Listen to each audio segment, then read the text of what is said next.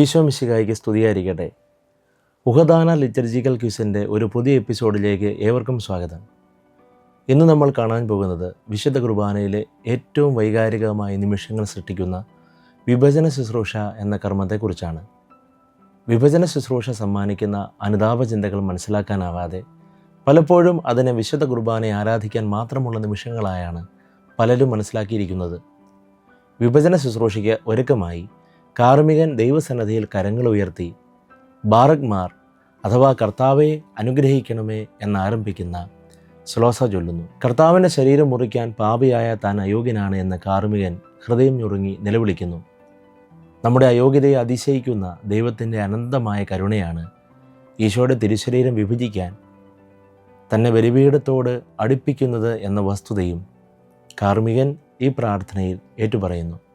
പ്രാർത്ഥനയുടെ അന്ത്യത്തിൽ തൻ്റെ കൈകൾ കുരിശാകൃതിയിൽ നെഞ്ചോട് ചേർത്ത് പിടിച്ചുകൊണ്ട് വൈദികൻ ബലിപീഠം ചുംബിക്കുന്നു.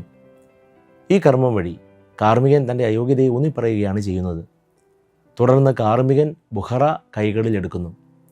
വിശുദ്ധ കുർബാനയിൽ കാർമികൻ കുദാശ ചെയ്യുന്ന വലിയ ഓസ്തിയെയാണ് ബുഖറ എന്ന് വിളിക്കുന്നത്. ആദിജാതൻ എന്നാണ് ബുഖറ എന്ന വാക്കിൻ്റെ അർത്ഥം. കാർമികൻ ബുഖറ കൈകളിൽ എടുത്ത് ഉയർത്തി അതിനുമേൽ സ്നേഹത്തോടെ നോക്കി ഈശോയോട് മുഖാഭിമുഖം സംസാരിച്ചുകൊണ്ടാണ് ഇപ്രകാരം പറയുന്നത്: ഞങ്ങളുടെ കർത്താവ് ഈശോ മിശിഹായെ നിനക്ക് സ്തുതിയും നാഥനായി നിനക്ക് ആരാധനയും ഉണ്ടായിരിക്കട്ടെ.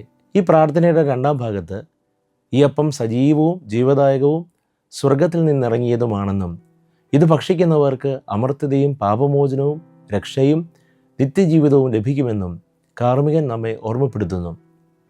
സ്വർഗത്തിൽ നിന്നിറങ്ങിയ അപ്പം എന്ന പ്രയോഗം ഈശോയുടെ മനുഷ്യാവതാരത്തെയാണ് സൂചിപ്പിക്കുന്നത്. ഈ പ്രാർത്ഥനയ്ക്ക് പ്രത്യുത്തരമായി സമൂഹം വിഭജന ഗീതം എന്നറിയപ്പെടുന്ന ഓനീസ ആലപിക്കുന്നു. ഇതിന് 3 ഭാഗങ്ങളുണ്ട്. ഒന്നാം ഭാഗത്ത് വിശുദ്ധ കുർബാനയെക്കുറിച്ചുള്ള ഈശോയുടെ വാഗ്ദാനം അനുസ്മരിക്കുന്നു. രണ്ടാം ഭാഗത്ത് മാലാഖമാരുടെ വൃന്ദങ്ങൾ മിശിഹായുടെ തിരുശരീരം വിഭജിക്കുന്ന വൈദികനെ അതിശയത്തോടെ വീക്ഷിക്കുന്നതായി വിവരിക്കുന്നു.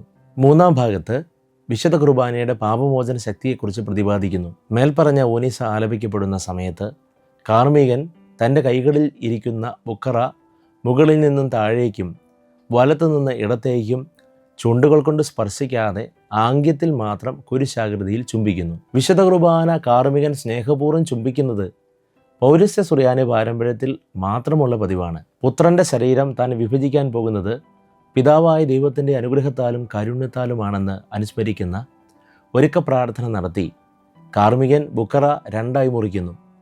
ശേഷം മുറിച്ച വശം കാസയുടെ നേരെ വരത്തക്ക വിധം ഇടത്ത് കൈയിലുള്ള ഭാഗം പീലാസയിൽ വയ്ക്കുന്നു. കാസയുടെ നേരെ തിരിച്ചു വയ്ക്കുന്നത് തിരുശരീരത്തിന് തിരുരക്തത്തോടുള്ള ബന്ധം കാണിക്കാനാണ്. അതുപോലെ തന്നെ പീലാസയിൽ വച്ചിരിക്കുന്ന ഭാഗത്തെയും കയ്യിലിരിക്കുന്ന ഭാഗം കൊണ്ട് റുഷ്മ ചെയ്യുന്നു.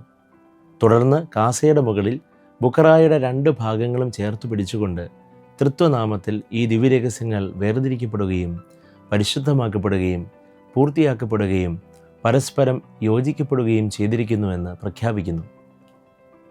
ഒന്നിച്ചു ചേർക്കൽ കർമ്മത്തിന് ശേഷം കാർമികൻ ബുഖറായുടെ 2 ഭാഗങ്ങളും ഒന്നിനു മീതെ ഒന്നായി കുരിശാകൃതിയിൽ വയ്ക്കുന്നു. അടിയിലുള്ള ഭാഗം കാസയ്ക്ക് നേരെയും മുകളിലുള്ള ഭാഗം കാർമികന് നേരെയും തിരിഞ്ഞിരിക്കണം. തിരുശരീരവും തിരുരക്തവും തമ്മിലുള്ള ബന്ധം കാണിക്കാനാണ് പകുതി ഭാഗം കാസയിലേക്ക് തിരിച്ചു വയ്ക്കുന്നത്. വിശുദ്ധ കുർബാനയും കാർമികനും തമ്മിലുള്ള ബന്ധം കാണിക്കാനാണ് ബുഖറായുടെ 2ാമത്തെ പകുതി കാർമികൻ്റെ നേരെ തിരിച്ചു വയ്ക്കുന്നത്. തിരുശരീരം മുറിക്കുന്നത് ഈശോയുടെ പീഡാസഹനങ്ങളെ അനുസ്മരിപ്പിക്കുന്നു. മുറിച്ച ഭാഗങ്ങൾ കൂട്ടിച്ചേർക്കുന്നത് തിരുവുദ്ധാനത്തെയും പ്രതീകവൽക്കരിക്കുന്നു. തുടർന്ന് കാർമികൻ ആചാരം ചെയ്യുകയും പെരുവിരൽ കൊണ്ട് തൻ്റെ നെറ്റിയിൽ കുരിശു വരയ്ക്കുകയും ചെയ്യുന്നു. റാസയിൽ ശംശാനമാരുടെ നെറ്റിയിലും കുരിശടയാളം വരയ്ക്കുന്നു. ഗൗരവമായ പാപങ്ങൾ ചെയ്തവർക്ക് നെറ്റിയിൽ കുരിശു വരച്ചു കൊടുത്ത് പാപമോചനം നൽകിയ പതിവിൻ്റെ സൂചനയായാണ് ഈ കർമ്മം നടത്തുന്നത്. തുടർന്ന് ദിവ്യരഹസ്യങ്ങൾക്ക് ചുറ്റും വച്ചിരിക്കുന്ന ശോശപ്പ കാർമികൻ നിവർത്തി വയ്ക്കുന്നു. മിശിഹായുടെ ഉത്ഥാനത്തെ സൂചിപ്പിക്കാനാണ് തിരുക്കച്ചയുടെ പ്രതീകാത്മകതയിൽ ശോശപ്പ നിവർത്തി വയ്ക്കുന്നത്. വീഞ്ഞിൻ്റെയും അപ്പത്തിൻ്റെയും സാദൃശ്യത്തിൽ മിശിഹ എന്ന ഭക്ഷണം തയ്യാറാക്കപ്പെട്ടിരിക്കുന്നു എന്ന് വിടർത്തിയിട്ട ശോശപ്പ നമ്മെ അറിയിക്കുന്നു. തത്സമയം കാർമികൻ ചൊല്ലുന്ന പ്രാർത്ഥനയിൽ തൻ്റെ അയോഗ്യത പരിഗണിക്കാതെ ദിവ്യരഹസ്യങ്ങളുടെ ശുശ്രൂഷകനും മധ്യസ്ഥനുമായി തിരഞ്ഞെടുത്ത മിശിഹായ്ക്ക് നന്ദി പറയുന്നു. ഭാഷണ കാനോനയുടെ ആരംഭത്തിലുള്ള നമ്മുടെ കർത്താവ് ഈശോ മിശിഹായുടെ കൃപയും എന്നാരംഭിക്കുന്ന ആശംസയോടെ കാർമികൻ തൻ്റെ മേൽ തന്നെ കുരിശു വരച്ചുകൊണ്ട് വിഭജന ശുശ്രൂഷ പൂർത്തിയാക്കുന്നു. ഈ ആശീർവാദത്തിൽ സമൂഹത്തെ കൂടി പങ്കാളികളാക്കാൻ തക്ക വിധത്തിൽ തലയ്ക്ക് മുകളിലും ഇരുതോളുകളിലും കുരിശാകൃതിയിൽ ചലിക്കുന്ന കാർമികൻ്റെ കൈപ്പത്തിയുടെ അഗ്രം ജനത്തിന് ദൃശ്യമാകേണ്ടതുണ്ട്. വിശുദ്ധ കുർബാനയിൽ ഏറ്റവും നിർണായകമായ നിമിഷങ്ങളിലൊന്നാണ് വിഭജന ശുശ്രൂഷ. വിഭജനത്തിൻ്റെ പ്രാധാന്യം മൂലമാണ് വിശുദ്ധ കുർബാനയ്ക്ക് അപ്പം മുറിക്കൽ ശുശ്രൂഷ എന്ന പേര് ലഭിച്ചത്. ഈ അർത്ഥതലങ്ങൾ മനസ്സിലാക്കി നമുക്ക് വേണ്ടി വിശുദ്ധ ബലിപീഠത്തിൽ മുറിക്കപ്പെടുന്ന മിശിഹായെ വിശ്വാസത്തിൻ്റെ കണ്ണുകൾ കൊണ്ട് കാണാനും അനുഭവിക്കുവാനും അവിടുന്ന് പ്രദാനം ചെയ്യുന്ന പാപമോചനം സ്വന്തമാക്കുവാനും നമുക്ക് സാധിക്കട്ടെ എന്ന് ആശംസിക്കുന്നു. നെസ്തംബഹ്. ഈശോ മിശിഹ.